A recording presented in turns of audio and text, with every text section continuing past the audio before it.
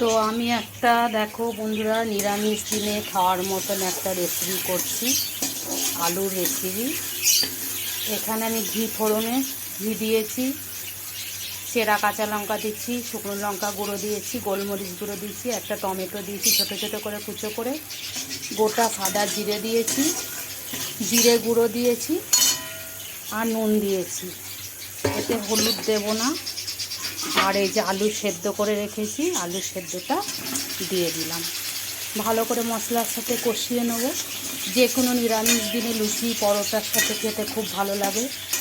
তো এইভাবে আমি ভালো করে মশলার সাথে মাখিয়ে নিচ্ছি, দিয়ে নামিয়ে নেব।